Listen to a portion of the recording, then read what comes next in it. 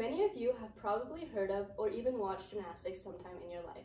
To the plain eye, it may seem really easy or simple to most. This is in fact a myth. There's a lot of science that goes on behind gymnastics, whether it has to do with the equipment or the effects on a gymnast's body.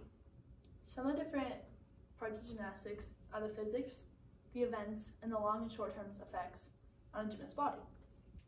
The 4 events are vault, uneven bars, balance beam, and the floor. A huge part of gymnastics is the physics behind it. This is mostly an angular momentum. Angular momentum is done when the gymnast changes the shape of her body to be able to flip faster or slower. There are 3 main shapes that a gymnast can flip in. This is the tuck, the pike, and the layout. The tuck is the fastest because she has the smallest amount of surface area going with the least amount of air resistance. The pike is slightly harder, but it is nowhere near as hard as the layout. The layout is the hardest to execute correctly because it is when the gymnast is fully straight or laid out. This makes it very hard because there is a lot of air resistance pushing against the gymnast, and it has the highest difficulty in the code of points. The first event is vault. Vault uses Newton's second law of motion. When running down the vault runway, a gymnast has her first force while accelerating to get more speed. When she hits the springboard, it uses the equation mass times acceleration to create a block. The angle that she hits the springboard is what the block depends on for its angle. Then, once she blocks off the springboard, she hits the table. She also needs a certain angle on the table in order to get the right block off the table to get height and velocity. The second event is the uneven bars. One of the skills that many gymnasts do on the bars is the giant. It's the backbone of pretty much every routine. It starts in a handstand and swings all the way around the bar with a slight change of shape at the bottom in order to get enough momentum to get around the bar. This is called the tap.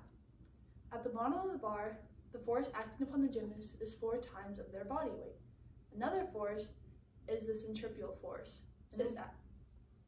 Centripetal force is modeled by the gymnast's mass multiplied by velocity squared, all divided by the radius of the circle, which is the distance from the gymnast's navel to the bar. Centripetal force is the force that keeps the gymnast on the bar and able to go around the bar in a full circle without flinging off. Right here you can see that the gymnast starts in handstand. She starts to go down, and right before she hits the low bar, she changes her shape, and then changes it again right before she hits the bottom of the bar. This is the tap. At the bottom of the bar, it bends so it can fling her back up and around. This is also where the force is acting upon her. Then she starts to come up and eventually gets back into the handstand on top of the bar. The next event is floor. Floor has the same physics as vault. When flips are executed on floor by a gymnast, it changes her center of mass, allowing her to adjust to the speed of rotation. Here is a frame-by-frame image of Simone Biles doing a triple-double, which is where she does 3 twists while doing 2 flips at the same time. It is seen here that she is taking off at a very steep angle. This allows her to be able to push down into the floor and get the most height in her flips.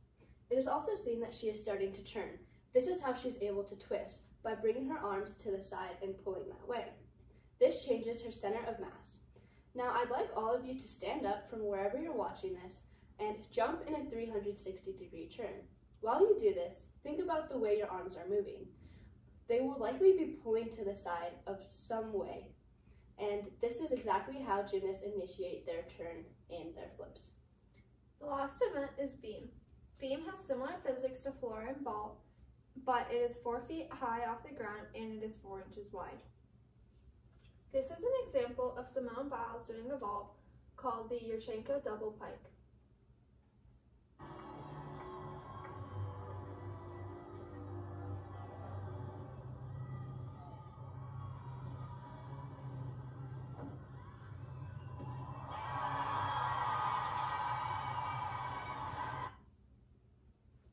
In that video, you could see that she was taking off from the table at a super extreme angle to be able to get the most height.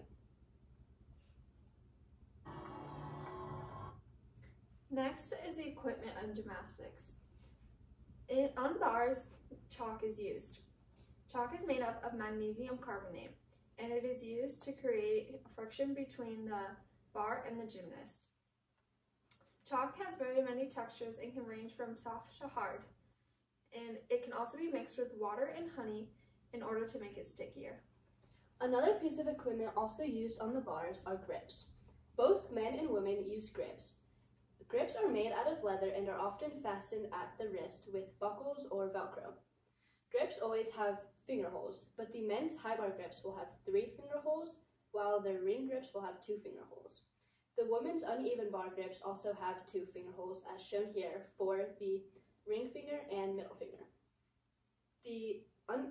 All grips have a dowel underneath the finger holes. This dowel allows the grip to fold over the bar and give a better grip, which, as in the name, is what grips do. They provide a much better grip on the bar and prevent slippage.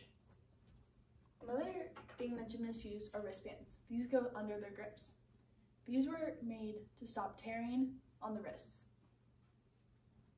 Another thing that they use under the wristbands is pre-wrap or tape. These can be used to stop the wristbands from slipping or for extra support so that the wrists don't tear. Slippers and socks are also worn by both the men and women in gymnastics. The male gymnasts will wear these slippers or socks on their dismounts for their bars events, such as parallel bars, high bar, or rings. They will wear it on their dismounts or throughout their whole routine to be able to have the least amount of slippage for their dismount. Female gymnasts will wear these slippers or socks on beam or floor to be able to turn easier and be able to do leaps with better execution. The next piece of equipment is tiger paws. Tiger paws are used mainly on vault and floor, but can also be used on beam. Tiger paws give added support to the wrist area. In order to put on a tiger paw, a gymnast opens it up using 3 straps and inserts her thumb into the thumb hole, then straps the tiger paws back with the 3 Velcro straps. Inside a tiger paw, there's a piece of foam that gives the support of the tiger paw to the wrist. Tiger paws also come with extra plastic pieces in case you need extra support on your wrists. Next part of gymnastics are the effects on the body. And one of the big effects on the body is the height. I'm sure that you've heard gymnastics stunts your growth, but is this true? A study done in 2007 by Arlson and Association, they did a study on gymnasts, and for 3 years they tracked the growth annually, and then after 10 years they did a follow-up. What they found was that no, gymnastics doesn't stunt your growth. But why are so many elite gymnasts so short? Like Simone Biles, who is 4'8", Sumi Lee, who is 5 foot, Jordan Childs, who is 4'11", Gil Mulder, who is 5'3", and Asher Hong, who is 5'1". Gymnasts tend to be shorter because it is much easier for them to flip and rotate than it is for someone who is taller. Someone who is taller may require way more strength in order to do the skills that is way easier for shorter people. Smaller gymnasts can also use their smaller center of gravity for a larger power to weight ratio. Also, several women's gymnastics events, such as the uneven bars and the balance beam, were initially created for smaller gymnasts. This can make it much more difficult for taller gymnasts to execute these. Also, several skills are easier executed when the gymnast is smaller. So when the gymnast has longer limbs or is taller in general, it is much more difficult for her to do this.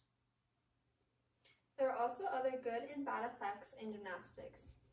Gymnasts have an increase of balance and coordination since they do skills on events such as beam very frequently. This increases their body's motor skill. STK Sports says that gymnasts fight immune disorders and many metabolic and immune disorders by having an increase and decrease in blood pressure, and they release an antioxidant enzyme. But with all these good effects come negative effects. Gymnastics is a very psychological sport and can cause eating disorders and mental health disorders. Another thing that gymnastics causes is injuries. A study showed that every 8 in 1,000 male gymnasts were injured, and every 9 in 1,000 women gymnasts were injured. Considering there's over 4.67 million gymnasts in the world, that's a lot of injuries. As mentioned previously, there are many psychological effects of gymnastics. Some of these include the idea that gymnasts are almost always practicing excessively hours at the gym in a week. All of this time at the gym can lead to isolation from friends and family. This causes a lot of psychological problems, such as mental blocks on skills and a lot of frustration with the sport in general. According to Sage, a mental block is when someone is incapable of accessing their creativity, productivity, and other things needed to be successful. These mental blocks can occur on a daily basis for gymnasts, and it can even happen on skills that they have been working for a really long time or new things as well. These are only a few of the many components that go into gymnastics, but I bet this speech has made it seem much more complicated than it is often perceived as, and it is. We are sure that you probably don't know many of the skills that we've previously named, such as the triple twisting double back on floor, the giants on bars, and the Yurchenko double pike on ball. There's a tremendous amount of physics that we had not covered during this speech, but angular momentum is the basis of how all gymnasts are able to flip, whether it's on vault, bars, beam, or floor. Flipping in a tuck is the easiest, while pike is slightly harder, followed by the laid out shape being the hardest to flip in. The equipment that gymnasts use to assist them and prevent injuries plays a huge role in gymnastics, but it's not always able to prevent those negative effects, like the psychological and height effects. There are so many effects to the body that it would take forever to name them all. Also, gymnasts get so weak or injured that it can cause them to quit or lead to a career-ending injury. Many gymnasts also get burned out from practicing so much at a young age. This can happen with both male and female gymnasts. There's so much that goes into gymnastics, whether it's spending over 20 hours a week practicing in the gym or having to walk around aching everywhere in your body all day long. Also, gymnasts go through a lot of different issues, and this can also include challenging themselves every single day, having to face their fears. So next time you're watching a sport, think about how you can relate it to gymnastics and all the side effects and physics that are involved in it.